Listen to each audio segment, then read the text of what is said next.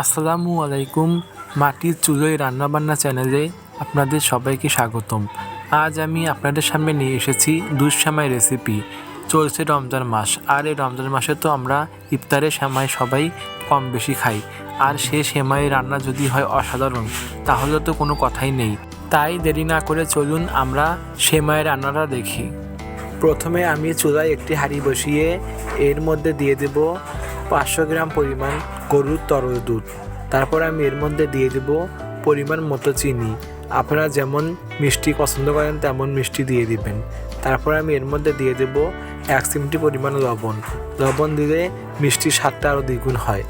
তারপর আমি এর মধ্যে দিয়ে দেব 2টা দারচিনি। তারপর আমি দিয়ে দেব 2টা সাদা এলাচ। তারপর আমি এর মধ্যে দিয়ে দেব 2টা তেজপাতা। এখন আমি কিছুক্ষণ দুধগুলো ভালোভাবে নেড়ে নেব।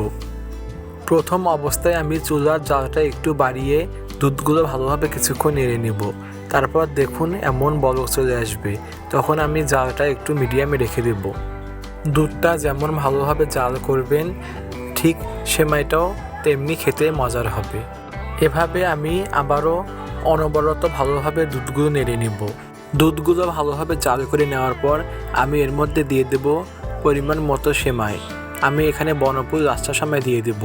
তার জন্য আমি অল্প পরিমাণে একটু রাস্তা সেমাই নিয়ে নেব। এখন আমি সেই সেমাইগুলো দুধের মধ্যে দিয়ে দেব। আপনি যদি আমার চ্যানেলে নতুন হয়ে থাকেন তাহলে দয়া করে চ্যানেলটি সাবস্ক্রাইব করবেন, সাথে লাইক কমেন্ট শেয়ার করতে ভুলবেন না। দেখুন আমাদের সেমাইগুলো হয়েছে। এখন আমি চুলা থেকে সেমাইগুলো নামিয়ে নেব। আমি একটা বাটির মধ্যে সেমাইগুলো নামিয়ে নিচ্ছি। দেখুন সেমাইটা কত দুধ হয়েছে। ইফতারে আপনারা এভাবে সেমাই রান্না করে খেতে পারেন। আশা করি আপনাদের ভালো লাগবে। এভাবে আমি সবগুলো সেমাই একটা বাটির মধ্যে পরিবেশন করব। এখন আমি আপনাদের একটা প্লেটে একটু পরিমাণ মুড়ি আর সেমাই পরিবেশন করে দেখাবো।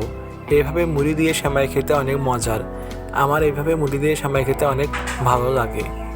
আশা করি ভিডিওটি আপনাদের ভালো লেগেছে। তো আজকে এই পর্যন্তই। সবাই ভালো থাকবেন।